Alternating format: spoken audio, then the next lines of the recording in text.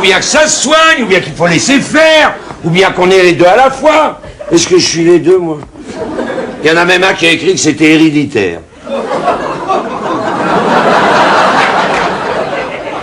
Sans se demander par quel miracle il se trouve là, puisque son père... Enfin, moi, je sais plus, hein.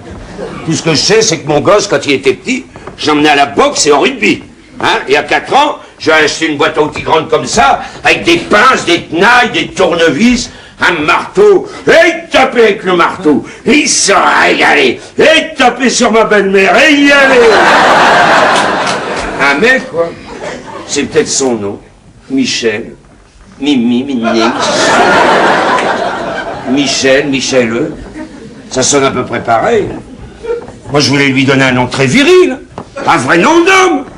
Je sais pas, Alphonse Joseph. Bah oui, quand vous appelez Joseph, c'est un mec qui arrive. Hein? C'est pas oui mon petit papa, j'arrive.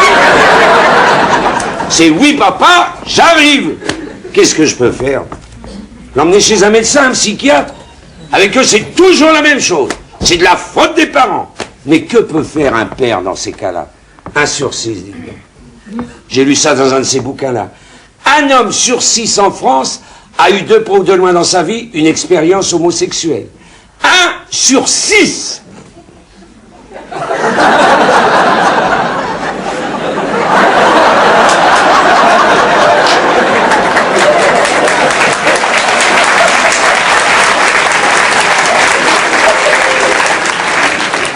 Tiens, dans ce rang-là, voyez-vous, là. Vous seriez déjà 3, là, tiens. 1 sur 6. Moi, je sais pas ce qui se passe dans le monde en ce moment, moi. Moi, quand j'étais gosse, tous mes copains étaient des mecs. Ça y en a, la Châtaigne, des mecs. Ah non, il y en avait un. Bébert Lagasse, il s'appelait. Il avait des lunettes, il écrivait des poèmes et les filles lui tiraient les cheveux. D'après Bébert Lagasse. Non, là, je dis des bêtises parce que maintenant, Bébert Lagasse, il est marié. Et il a 6 gosses, tous des garçons, voilà. Ah. Pour Bébert Lagasse. De toute façon, il y en a un dans les 6 et il ne le sait même pas. Et attention, j'ai lu aussi que ça pouvait arriver à n'importe qui. Eh oui, madame. N'importe quand, n'importe comment. Comme ça, boum! D'un seul coup, sans prévenir. Te marre pas, toi, là-bas, ça peut t'arriver, hein? Un conseil, en sortant, marche à reculons.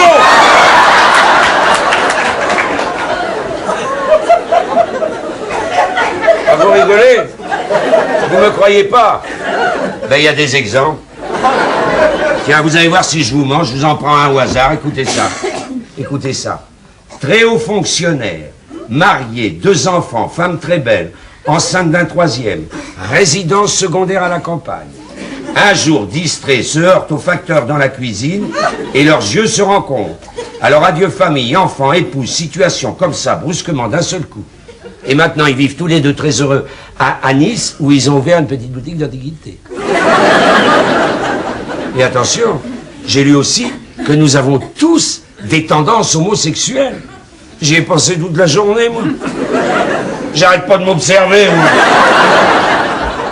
J'ose même plus croiser les jambes, moi. Je me sens suspect. Au cinéma, quand j'étais jeune, j'aimais bien Louis Jouvet, Rému, Harry Bort, Tino Rossi. Ah non, alors là, ils ont des physiques très différents. Alors je crois, là, aucun des 4, alors... Ah, Tino. Enfin, soyons pas médisants. Hein. De toute façon, avec Michel, il n'y a plus qu'une chose à faire. De l'autorité. Il faut le prendre par la violence, lui faire vomir son vice et le ramener à Limoges. Et une fois à Limoges, il rencontrera un jeune et joli facteur et ça recommencera. Qu'est-ce que je peux faire? Pourvu que ça se sache pas à Limoges, je serai fichu dans le quartier. Après tout, Béatrice et Marcel, c'est normal. Hein? Mais ça... Hein? Hein? Ah, vous croyez que je me trompe? Oh, vous avez peut-être raison. Dans le fond, un type costaud comme Michel peut avoir un joli petit appartement comme ça, un petit chat blanc angora, un petit copain comme José. Vous avez raison, pourquoi pas? Hein? Hein? Je me trompe pas, hein?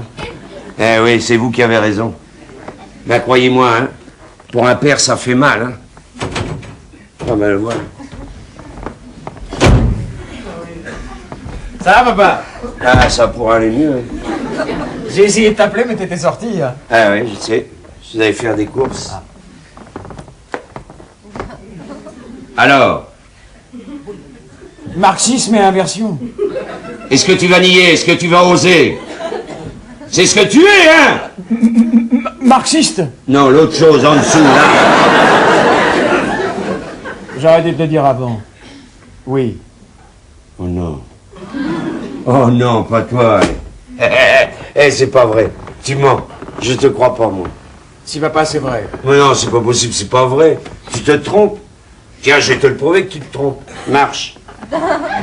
Papa! Marche à travers cette pièce! Allez, marche! Tu marches pas comme eux, toi. Maintenant, dis-moi, j'adore Limoges vraiment. Mais qu'est-ce que ça veut dire? Dis-moi, j'adore Limoges vraiment. J'adore Limoges, vraiment! J'en étais sûr. Tu marches pas comme eux, tu parles pas comme elles, enfin comme eux, enfin comme tu veux. T'es pas comme ça, toi. Mais qu'est-ce qui t'arrive? Attends un peu d'avoir un fils homosexuel, et tu verras ce qui m'arrive. Allez, jure-moi que c'est pas vrai. Hein, que c'est pas vrai. Oh, j'ai trouvé. Tu te drogues. Drogué! Comme tout le monde! Et alors? Marché l'a dit à la télévision. Il fume, il trafique quelque chose. Pas marcher, mon fils. Mais alors, drogué, mais c'est pas grave. Ça se soigne, la drogue. Aucune importance. Non, je ne me drogue pas, je ne prends rien. Si on essayait de parler calmement, papa, d'être raisonnable. Raisonnable. Mais où est la raison dans cette histoire? Tu veux que je te dise ce qui est raisonnable? Ben moi je vais te le dire. Ce qui est raisonnable, c'est quand un fils quitte Limoges, monte à Paris, et qu'un jour son père débarque sans crier gare, et retrouve ce fils dans un lit avec une femme.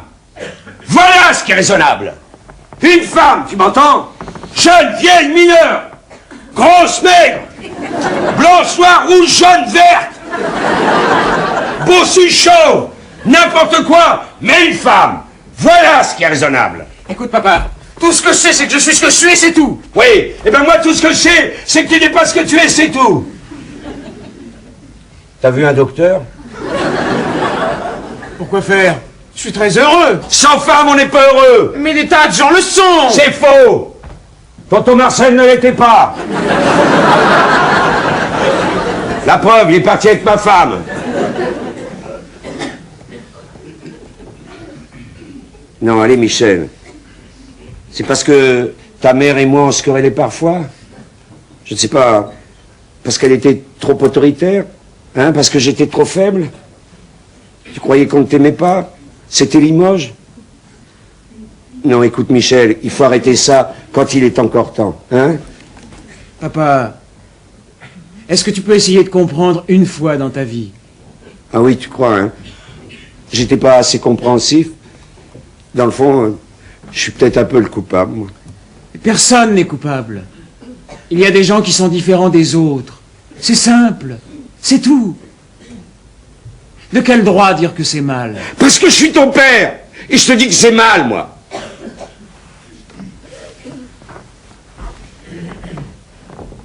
J'aurais dû t'obliger à continuer tes études.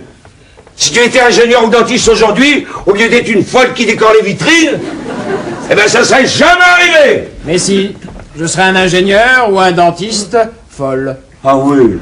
Ah oui, parce que t'en connais beaucoup, toi, des ingénieurs, des dentistes ou je sais pas, des militaires qui couchent par exemple dans des draps orange.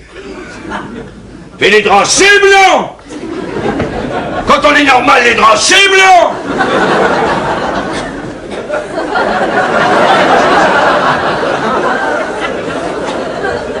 Vous en connaissez, vous, à parler un sur six qui sont parmi vous, là? Vous en connaissez des militaires, des dentistes ou des ingénieurs qui couchent dans des draps orange ou vert pomme? Allez, moi, je sais de quoi je parle, mais les draps, ils sont blancs. J'ai une clientèle normale, moi. C'est du linge de location. Bon, eh ben, je vais appeler Bertrand. Bertrand, qui c'est? C'est un cousin de ta mère. Il est gynécologue à Vierzon. Bah, il doit me connaître un médecin. C'est incroyable! Papa, mets-toi bien ça dans la tête. Ni toi, ni le cousin Bertrand, ni personne, vous ne changerez rien à rien parce que moi, je ne veux pas que quelque chose change. Je t'avertis, petit, ne me mets pas en colère. Allô? José! Où es-tu? Excuse-moi pour ce matin. Non, non, mon José, je ne peux pas te parler maintenant. Je n'ai pas à le lui dire, il sait. Donne-moi ça. Allô, mademoiselle? Je vous conseille de prendre un autre petit ami que mon fils. Allez, rompez! Tu n'aurais pas dû faire ça. C'est ce que je fais. Et crois-moi, je vais mettre de l'ordre dans tout ce gâchis, moi. Papa, tu es fou, tu ne sais pas ce que tu fais. Je sais pas vraiment ce que je fais. Et tu vas voir ce que tu vas voir. Non, mais tu crois pas que j'ai vécu 26 ans de bonheur conjugal pour rien? Je suis sûr d'avoir fait un garçon à ta mère. Hein? Et c'est pas toi qui me prouvera le contraire. Je suis capable d'en faire d'autres. Des vrais. Des dizaines, des centaines. À n'importe qui, n'importe quand, n'importe comment. Mais normalement.